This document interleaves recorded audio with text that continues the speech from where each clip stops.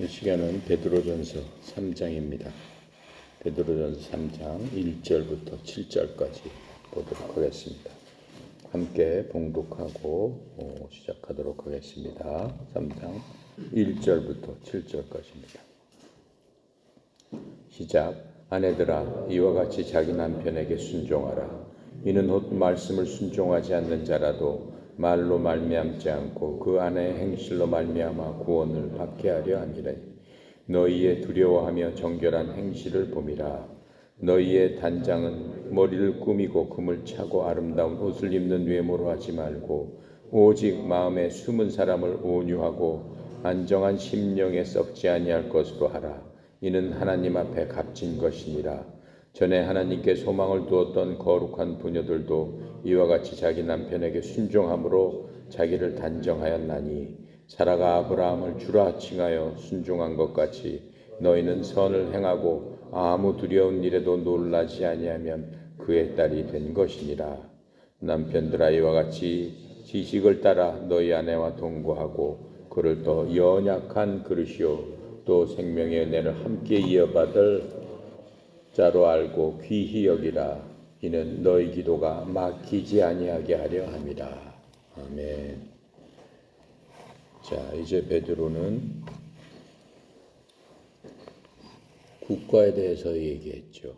국가에 속해 있는 시민으로서 어떠한 태도를 취하고 국가 권력에 존중해야 된다라고 얘기했습니다. 그 이유는 하나님께서 인간을 창조하시면서 맨 처음으로 만들어진 조직이 가정입니다.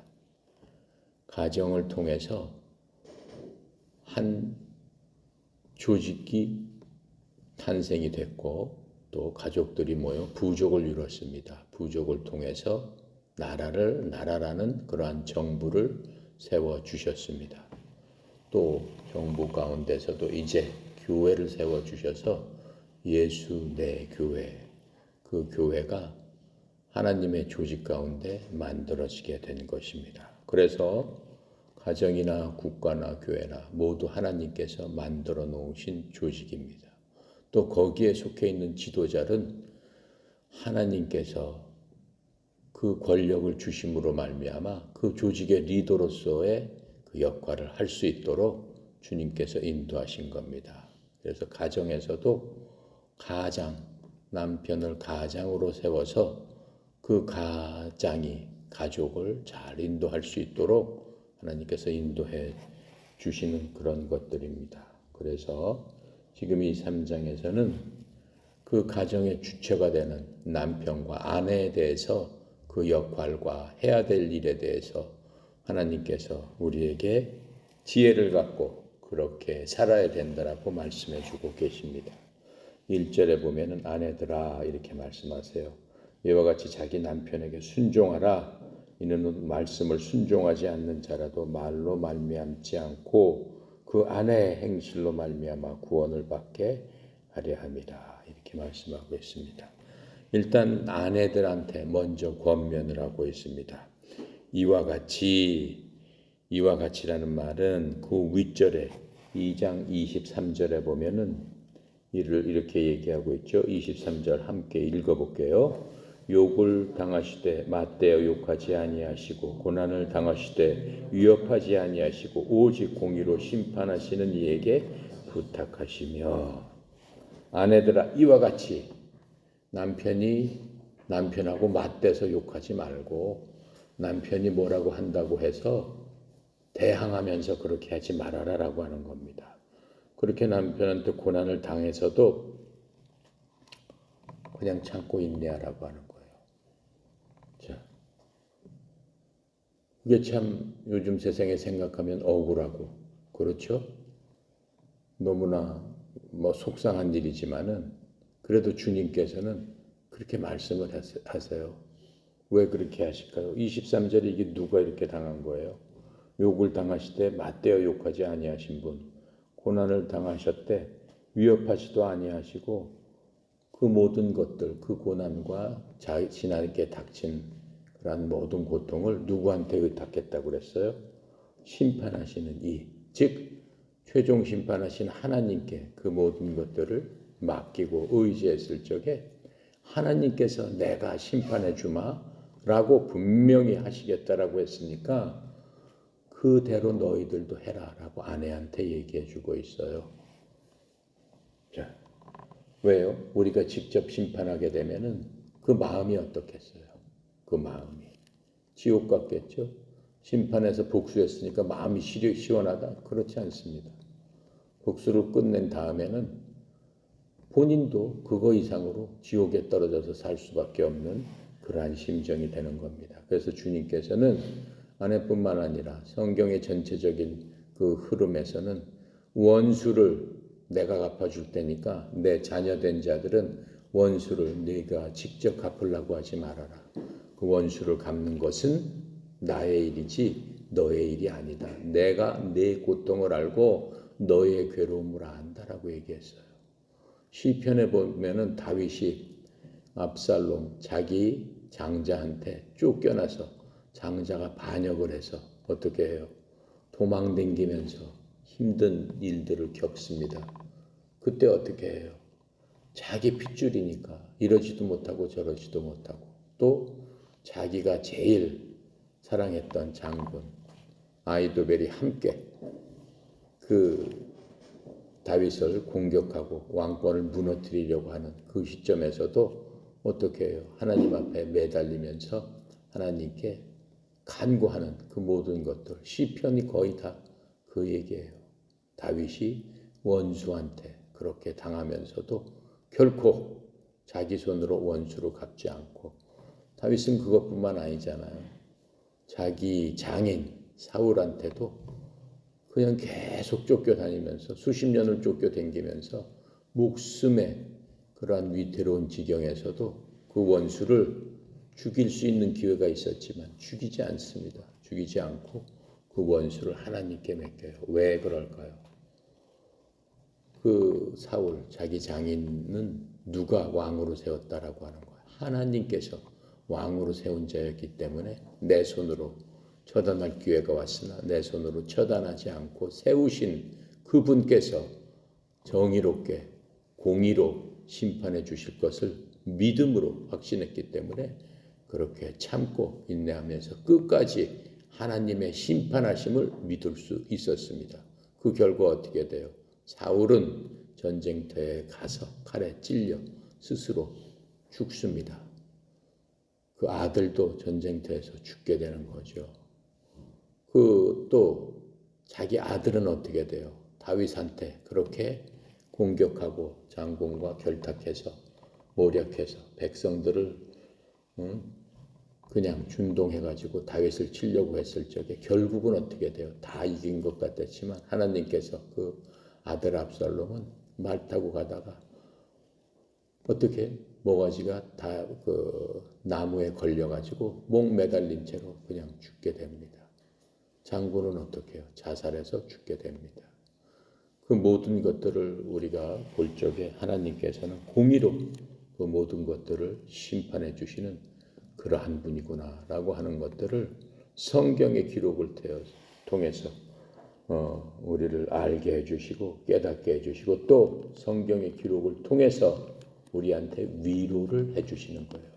원수를 꼭 내 손으로 갚아야 되겠는데 갚지 말라 괜찮다라고 위로를 해주시는 거예요. 마음속에 분한 마음을 사귈 수 있도록 하나님께서 평강을 주시는 거예요.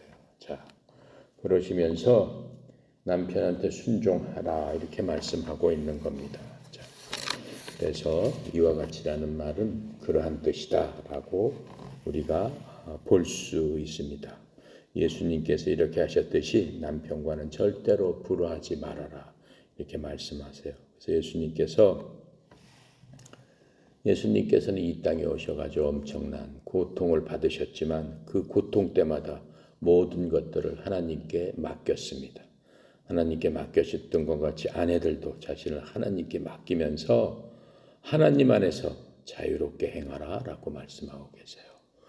원수가 공격했을 적에 맡길 곳만 있으면은 그 마음이 영원히 자유로워집니다. 왜 그러냐면은 내가 원수를 갖게 되려고 노력하면 할수록 어떻게 돼요? 그 복수심에 의해서 자유를 잊어버리게 돼요. 모든 게 그쪽으로 향하고 있으니까 마음의 평강을 얻을 수가 없어요. 그렇다면 그게 바로 자유를 뺏기게 되는 거죠. 그 자유는 누가 꽉 붙잡고 있는 거예요? 마귀가. 그러한 것들을 통해서 우리를 꼼짝 못하게 하고 있다라고 하는 거예요. 그래서 하나님을 두려워하며 남편한테 순종하라고 말하고 있습니다. 성경에서는 훈계할 때 보면 항상 여자를 먼저 훈계하고 그 다음에 남자를 훈계하고 있습니다. 부모와 자식을 훈계할 때도 마찬가지입니다. 자식을 먼저 훈계한 다음에 아비한테 훈계하고 있어요. 이런 것이 성경적인 질서입니다. 성경적인 질서에서 그 이유가 왜 그럴까요? 왜 먼저 아내한테 이렇게 얘기를 할까요? 여자이기 때문에 무시해서 그게 아닙니다. 고린도전서 11장 3절에 보면 이렇게 나와 있어요. 그러나 나는 너희가 알기를 원하노니 각 남자의 머리는 그리스도시요 여자의 머리는 남자요 그리스도의 머리는 하나님이시니라 이렇게 얘기를 하고 있어요. 이 세상 사람들은 남자가 먼저 나왔냐 여자가 먼저 나왔냐 닭이 먼저냐 달걀이 먼저냐 계속 논쟁하고 있죠. 뭐가 먼저예요? 닭이 먼저예요? 달걀이 먼저예요? 당연히 닭이 먼저죠. 왜 그래요? 모든 동물, 식물 하나님께서 이 세상 빛을 만드시고 물을 만드시고 그 다음에 식물을 만드시고 그 다음에 이 세상에 우주를 만드시고 그 다음에 이 세상에 땅에 다니는 그러한 동물, 물고기 이런 것들을 만드셨어요. 하나님께서 종별로 만드셨어요. 그러니까 당연히 종이 먼저잖아요. 그러니까는 원래 닭이 하나님께서 만드신 겁니다. 자, 그래서 이 여자도 누구를 통해서 만들어졌어요? 남자의 갈비뼈로 만든 거잖아요. 그러니까 남자를 먼저 이렇게 말씀하고 있는 겁니다. 여기서 남편에게 순종하고 말씀에 순종하는 자라도 말로 말미암지 않고 그 행실로 말미암아 구원을 받게 함이라 이렇게 얘기하고 있습니다. 행실 여자가 믿지 않는 남자하고 결혼을 했는데 지금 성경에서는 뭐라고 말씀하고 계세요? 하나님 말씀에 순종하지 않는 자라도 순종하지 않는 남편이라도 지금 이렇게 얘기하고 있는 거예요. 말로 말미암지 않고 그 안에 행실로 말미암아 구원을 받게 하려 함이라. 그 행실 도덕적이나 윤리적인 개념을 얘기하는 게 아니고 그 아내의 행실이 남편이 개차반이더라도 그 남편을 잘 섬기면서 그 남편을 구박하지 않고 자기의 도리를 다 갖춰서 해줬을 적에 그 남편이 그것을 보고 깨달아서 내가 믿는 내 아내가 믿는 그 하나님을 나도 믿어야 되겠구나라고 하면서 어떻게 된다는 거예요? 구원을 받게 될 수도 있다라고 성경은 말씀해 주고 있습니다. 2절 너희의 두려워하며 정결한 행실을 봄이라. 그 남편이 두려워하며 정결한 행실을 봄이라. 뭐에 대해서 두려워한다는 거예요? 하나님을 두려워한다는 의미입니다. 이 구절은 하나님을 두려움 가운데 하나님을 두려워하면서 두려움 가운데 행하는 그 아내의 정숙한 행실을 믿지 않는 남편이 보게 될 것이다 라는 의미입니다. 이 두려움은 하나님에 대한 것이지 남편을 두려워해서 그렇게 한다는 게 아닙니다. 왜 그래요? 우리도 하나님을 두려운 하나님으로 생각하면서 예수님을 믿지 않습니까? 하나님은 사랑이십니다. 사랑 전에 하나님은 어떠한 분이시라고 그랬어요? 거룩한 분이시라고 했어요. 사랑보다는 하나님의 본질은 거룩함이 먼저입니다. 그 거룩함 가운데는 우리한테 주는 거룩한 두려움이 있다라고 하는 거예요. 반드시 하나님은 우리를 심판하시고 공의로서 그 모든 것들을 해결해 주시는 그런 분이다라고 하는 그러한 마음, 그게 하나님에 대한 두려움입니다. 그 두려움 가운데 하나님을 바라볼 적에 우리는 하나님의 말씀에 순종할 수밖에 없다라고 하는 거죠. 그래서 그 안에도 하나님께서 하시는, 하나님께서 명령하신 그 말씀에 순종함을 두려움으로 하게 될 적에 내 남편을 존중해라 라고 하는 그 말 자체에 하나님에 대한 두려움이 뼛속 끝까지 들어있다라고 하는 거예요. 왜 그래요? 그렇게 하지 않으면은 심판을 받게 되기 때문에 그렇습니다. 그래서 아내한테 이렇게 말씀하고 있는 것들을 우리가 2절에서 볼 수 있습니다. 자, 3절 보겠습니다. 너희의 단정은 머리를 꾸미고 금을 차고 아름다운 옷을 입는 외모로 하지 말고, 단정함으로 나가야 되는데 단정하다는 그 말은 외모로서 보기에 화려하고 보기에 뭔가 아름답게 보이고 치장하는 그것을 얘기하고 있지 않습니다. 지금 그 여인의 단장에 대해서 잠언의 마지막 장인 31장에서 얘기를 해주고 있습니다. 잠언 31장, 귀한 말씀이니까 우리가 함께 찾아서 봉독해 보도록 하겠습니다. 잠언 31장, 아내하고 남편한테 둘 다 해당하는 아주 귀한 말씀입니다. 귀한 말씀이기 때문에 그때요 맨 마지막 장에다가 이렇게 잠언 맨 마지막 장에서 얘기하고 있습니다.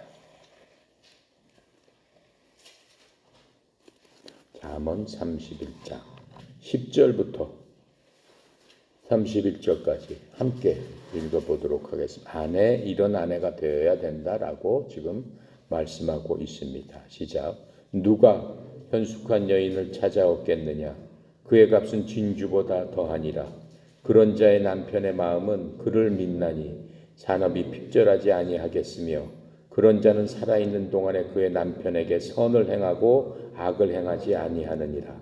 그는 양털과 삼을 구하여 부지런히 손으로 일하며 상인의 배와 같아서 먼 데서 양식을 가져오며 밤이 새기적에 일어나서 자기 집안 사람들에게 음식을 나누어 주며 여종들에게 일을 정하여 맡기며 밭을 살펴보고 사며 자기의 손으로 번 것을 가지고 포도원을 일구며 힘있게 허리를 묶으며 자기 펄을 강하게 하며 자기의 장사가 잘 되는 줄을 깨닫고 밤에 등불을 끄지 아니하며 손으로 손뭉치를 들고 손가락으로 가락을 잡으며 그는 곤고한 자에게 손을 펴며 궁핍한 자를 위하여 손을 내밀며 자기 집 사람들은 다 홍색 옷을 입었으므로 눈이 와도 그는 자기 집 사람들을 위하여 염려하지 아니하며 그는 자기를 위하여 아름다운 이불을 지으며 세마포와 자색 옷을 입으며 그의 남편은 그 땅의 장로들과 함께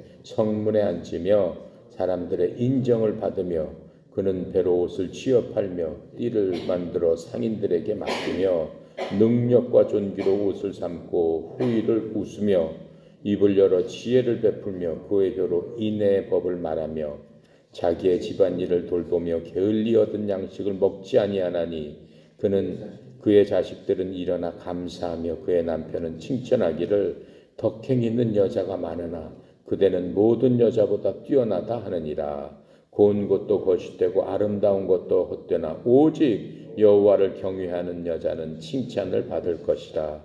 그 손의 열매가 그에게로 돌아갈 것이요 그 행한 일로 말미암아 성문에서 칭찬을 받으리라. 아멘. 그래서 그 아내의 본분은 이렇다라고 하는 겁니다. 우리 젊은 우리 자매들도 이 말씀을 깊이 마음속에 새길 적에 주님께서 뭐라고 말씀했어요?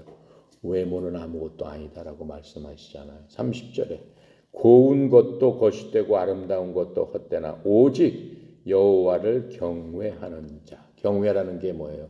두렵고 떨리는 마음으로 주님을 바라보는 그러한 여인은 주님께 칭찬을 받을 것인데 자식뿐만 아니라 남편과 집안과 모든 것들을 일으킬 뿐만 아니라 남편을 어떻게 해요?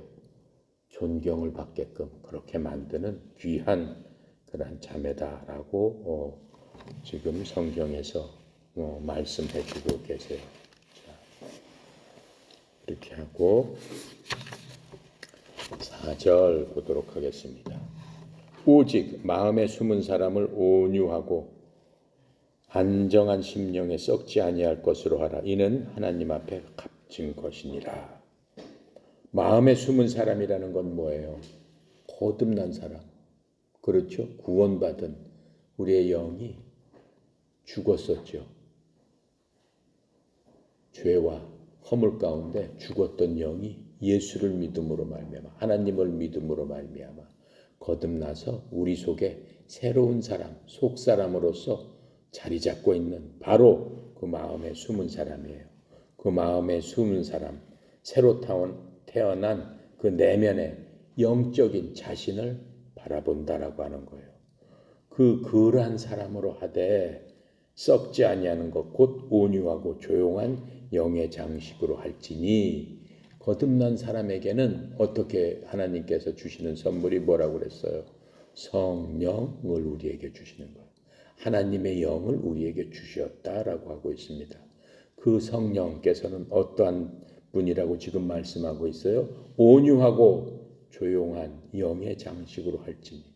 영의 장식으로 한다는 것은 온유하고 조용한 성령님으로 충만하게 그 속사람이 차고 넘친다라고 하는 거예요. 그렇죠? 그러니까 성령의 열매가 차고 넘치겠죠. 그 여인한테는, 그 현숙한 그 아내한테는 성령의 열매가 차고 넘치는데 그 열매가 겉으로 나오겠죠. 그럼 뭐겠어요? 사랑과 희락과 화평과 오래 참음과 온유와 절제와, 그렇죠?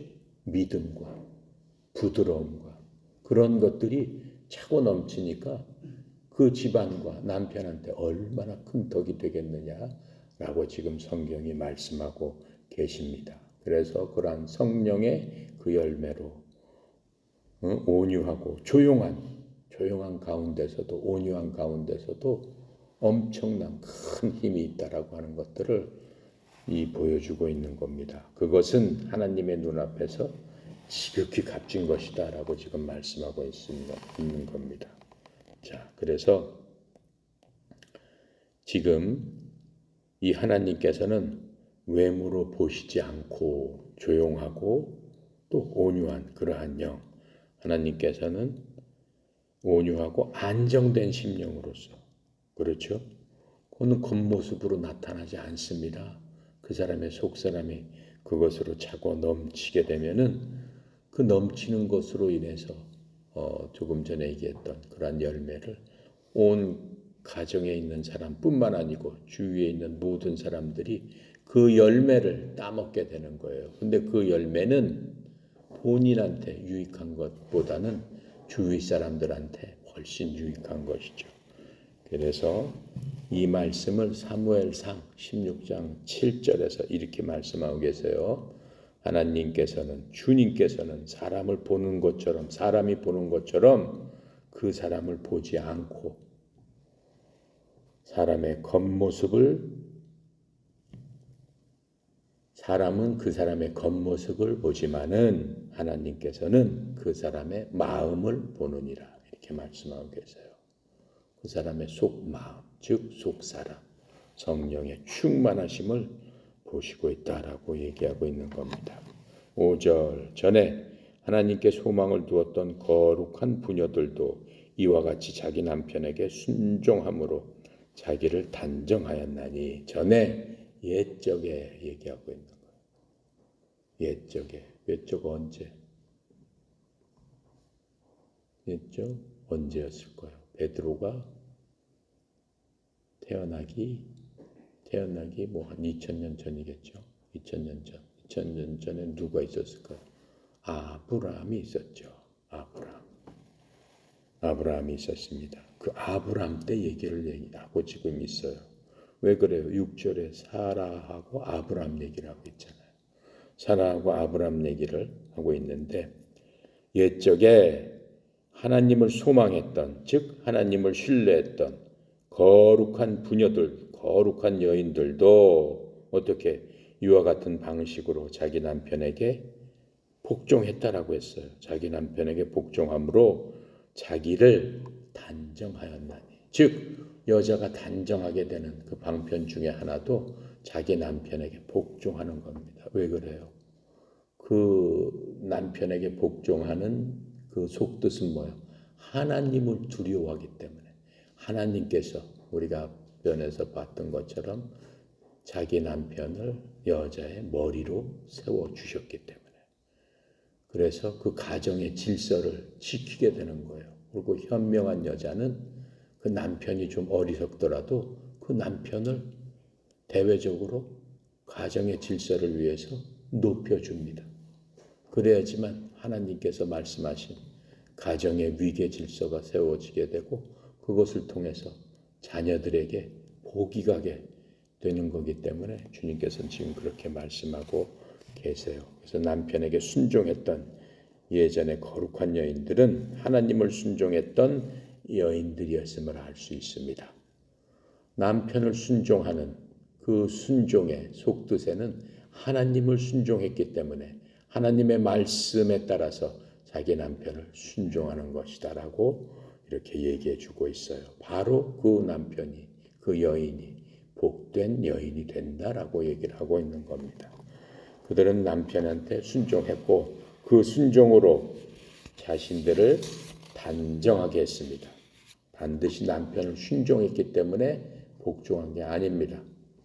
남편을 믿었기 때문에 그 남편을 복종한 게 아니고 무엇보다도 하나님을 신뢰했기 때문에 그 남편한테 순종하게 되었다라고 얘기하는 겁니다. 그래서 이런 거룩한 여인 가운데 하나가 지금 이 베드로가 아브라함의 아내의 사례였음을 예를 들어서 설명해 주고 있습니다. 6절에 보면은 사라가 아브라함을 주라 칭하여 순정함 같이 너희는 선을 행하고 아무 두려운 일에도 놀라지 아니하며 하면 그의 딸이 된 것이니라. 이렇게 말씀하고 계세요. 사라는 어떤 사람이에요? 사라는 만국의 어머니라는 맨 처음엔 사례였죠. 원래. 그렇죠? 한 가정의 어머니였는데 하나님께서 내 이름을 지금부터 사라로 바꿔라 이렇게 해서 바꿔주셨어요. 그래서 만국의 어머니가 됐어요. 자, 그 사라가 아브라함을 주라 부르면서 아브라함한테 순종한 것 같이 너희도 잘 행하면 어떤 놀라운 일에도 두려워하지 아니한다라고 했어요. 어떠한 놀라운 일이 일어났다는 얘기 아니에요. 사라하고 아브라함 사이에서. 어떠한 놀라운 일에도 두려워하지 않는다라고 말씀하고 있습니다. 하나님께 순종하는 자는 이게 무슨 뜻이에요? 이 말은 창세기 12장에 보면은 아브라함 얘기가 나옵니다. 아브라함이 자기가 살던 곳 베델에서 하나님을 만났고 자기가 있던 팔레스타인 그 지역이 기근 때문에 기근이 닥쳐서 먹고 살 수가 없어요. 도저히. 엄청난 흉년이 들어서 먹을 게 없습니다. 그래서 온 가족을 데리고 어떻게 돼요? 이집트로 내려갑니다. 사라와 함께 이집트에 내려갑니다. 그때 사라가 엄청 아름다웠어요. 미모가 뛰어났기 때문에 내려가기 전에 자기 아내한테 부탁해요. 너로 말미암아 너를 이집트 사람이 이집트 왕이 내가 너무 아름답기 때문에 너를 나에게서 뺏어가기 위해서 나를 죽일 수도 있다. 이렇게 하면서 그렇게 하고 너를 뺏어갈 수가 내가 걱정이 된다. 그러면서 아내 사라한테 내가 내 아내라고 하지 말고 내 누이라고 해라. 그렇게 되면은 어떻게? 저 사람들이 오히려 내 누이를 달라고 하면서 나한테 아부도 하고 잘 보이려고 하고 나를 살려줄 거 아니냐. 이렇게 얘기를 합니다. 창세기 12장 12절부터 13절에 보면 그러한 내용이 있습니다. 이때 사라는 무슨 생각을 했겠어요? 남편이 그런 얘기를 한다면. 지금 만약 여러분 아내한테 여러분이 그런 생각을 한다면 그 아내가 무슨 생각을 했겠어요? 야, 이놈이 미친놈 아닌가?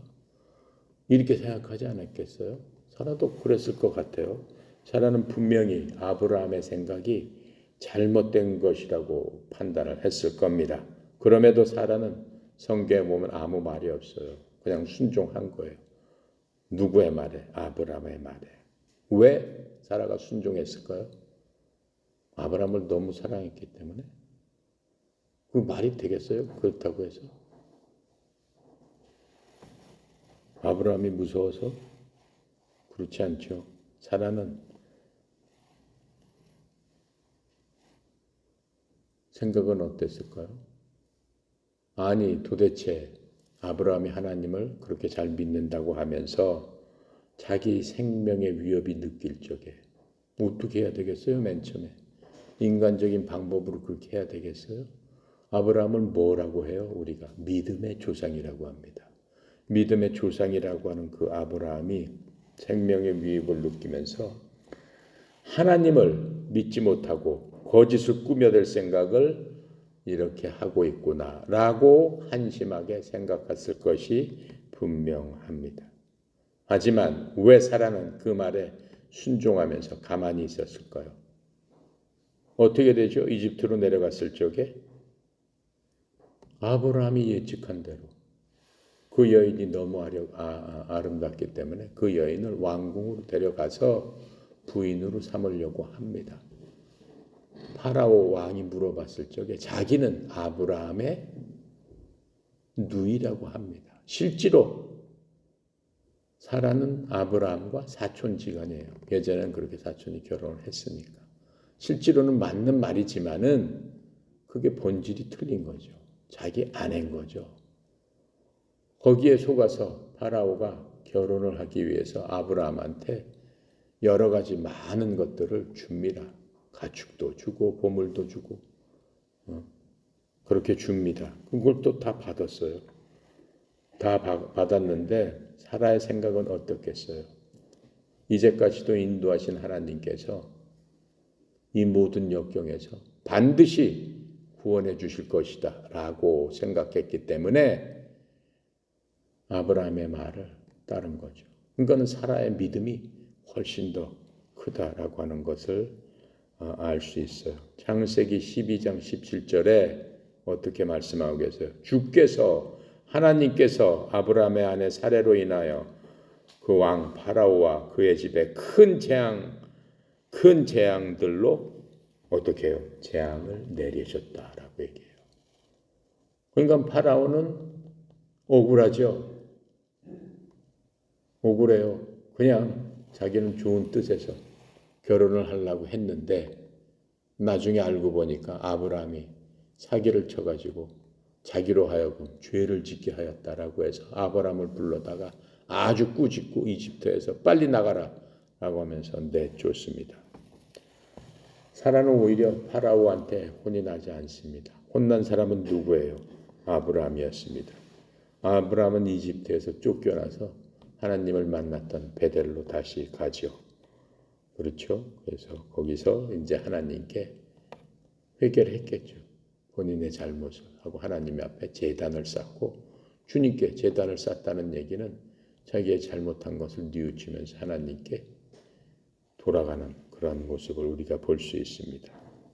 이러한 점에서 보면은 아내였던 사라의 믿음이 아브라함보다 훨씬 신실했고 순수했음을 우리가 볼 수 있습니다.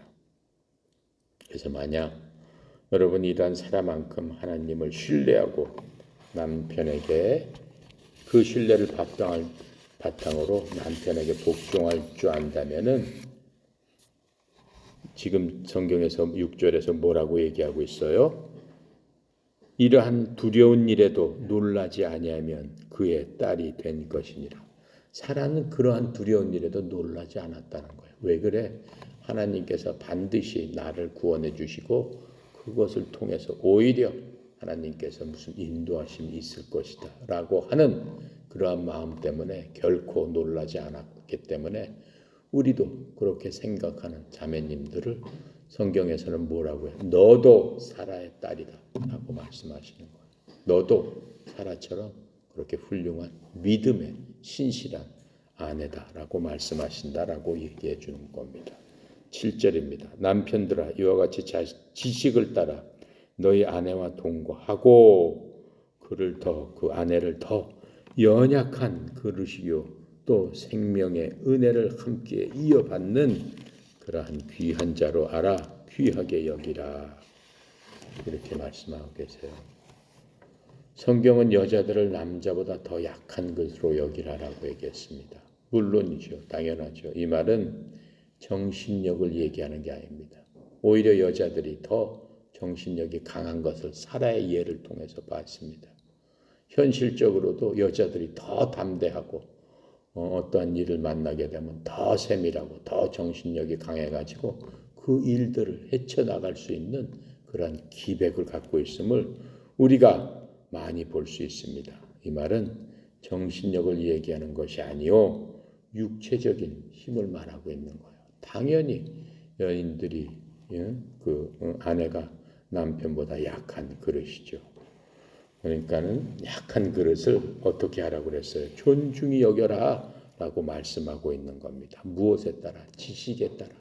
성경의 지식에 따라. 성경에서 여인들을 어떻게 말씀하고 있느냐 라고 하는 것을 남편들은 깊이 깨달아 알고 깊이 읽고 깊이 생각하면서 거기에 따라서 자기 아내를 존중해라 라고 지금 말씀하고 계세요. 그래서 아내의 역할과 기능에 대해서 성경을 통해서 그것을 알아야 됩니다. 우선 대표적인 게 신약에서 보면은 골로새서 3장 19절에 아내에 대해서 이렇게 말씀해 주고 있어요. 남편들아 너희 아내를 사랑하고 모질게 대하지 말라 이렇게 말씀하고 있어요. 모질게 대한다는 게 뭐예요? 모질게 대한다는 게 결혼한 여러분들은 모질게 대하면 안 돼요. 모질게 대하는 게 구박하는 게 모질게 대하는 게 아니에요. 자기 부인한테 친절을 베풀지 않는 것, 눈을 흘기고 말 안 하고 그냥 뭐 있잖아요. 모질게 대하는 거. 그렇죠? 그 모든 것들이 자기 아내의 마음을 헤아리지 못하는 것. 그게 다 모질게 대하는 거예요. 아내의 편이 되어서 아내를 위해서 뭐 말이라도 얘기해주고 온유하게 얘기해주고 따뜻하게 얘기해주고 아내의 그 수고하고 노고에 대해서 위로해주고 자기가 잘못했으면 잘못한 것에 대해서 어떻게 해야 돼요?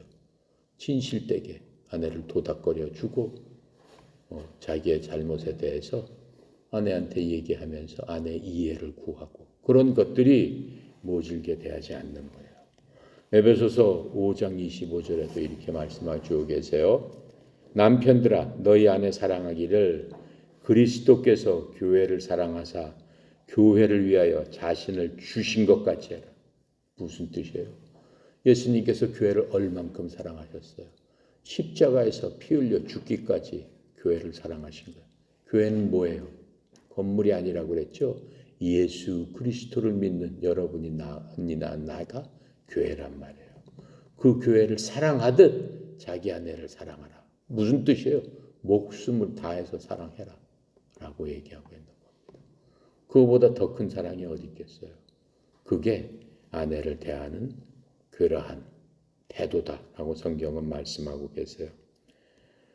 이처럼 아내에 대해서 필요한 모든 지식에 따라서 아내와 함께 살 적에 그렇게 했을 적에 뭐가 막히지 않는다는 거예요?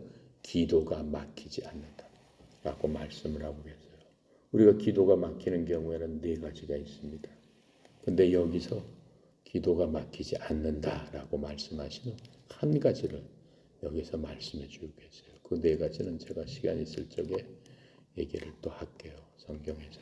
그래서 이 아내를 모질게 대하지 않고 아내를 그리스도께서 교회를 사랑하사 교회를 위해서 자신을 준 것처럼 아내를 대할 적에 우리의 기도가 형통하게 되므를 여러분 깊이 깨달아 알아야 됩니다. 그게 하나님께서 남편에게 주시는 또 말씀입니다. 그래서 여러분 가정을 이끌어갈 적에 여러분이 가정의 머리지만 그 머리로서 주님께서 여러분에게 부탁하신 그 말씀에 순종할 적에 아내도 당연히 어떻게 할 거예요? 여러분을 위해서 사라처럼 사라처럼 어떠한 경우도 남편을 믿고 순종하는 그러한 가정이 될 겁니다. 그것이 하나님께서 우리 아내와 남편에게 주시는 커다란 축복임을 잊지 말아야 됩니다. 기도하고 마칩니다. 감사하시오 거룩하신 하나님 아버지, 하나님의 은혜의 영광을 찬양합니다. 주님께서는 얼마나 친절하신지, 우리의 삶 가운데서 우리의 기초가 되는 그 가정까지도 우리에게 세밀히 알려주시고, 남편과 아내의 역할에 대해서도 세밀하게 알려주심으로 말미암아 우리가 이 땅에서 어떻게 가정을 이루고 살아야 되나, 어떻게 사랑하는 아내를 어떻게 위하는 것이 진정한 그리스도 안에서 순종된 마음으로 아내를 진정 사랑하는 것인가를 깨달아 알고, 또 아내도 남편에게 어떻게 해야 되나를 깨달아 알 수 있도록 인도하여 주시니 주님 감사합니다. 아버지 하나님께서 협회에 이루어지고 있는 모든 가정들을 축복하여 주시되, 말씀 안에서 서로서로를 사랑하며 하나님의 말씀에 순종으로 서로서로를 지키고 보호하고 서로서로에게 감사와 기쁨으로 주께 대하듯 서로서로에게 할 적에 하나님께서 그러한 모든 것들을 통해서 큰 축복을 주시고, 또 함께 주님께 무릎 꿇고 손잡고 기도하며 주님 앞에 아뢰을 적에 주여 그 가정의 기도를 주님 들어주시고 하나님 때 충만한 복으로 주님께서 복내려 주실 줄로 믿습니다. 아버지 하나님, 전국에 흩어져 있는 협회에 속하 있는 모든 가정들을 축복하여 주셔서 말씀대로 하나님 앞에 순종하며 함께 손잡고 나가는 가족들 되도록 주님 도와 주시옵소서. 아버지 하나님, 특별히 송영 이사장님, 협회 모든 가족들, 모든 우리 식구들을 이끌어 나갑니다. 주께서 주의 종에게 형통한 은혜로 은혜 베풀어 주시옵시고, 하나님의 그 크신 무한한 자원을 이러한 가정들에게 공급하는 귀한 종으로서의 사명을 잘 감당해서 사랑 넘치는 주의 종이 되도록 주여 축복하여 주시옵소서. 오늘도 주께 모든 것을 의탁드립니다. 감사드리며 예수 그리스도 이름으로 기도드렸나이다. 아멘.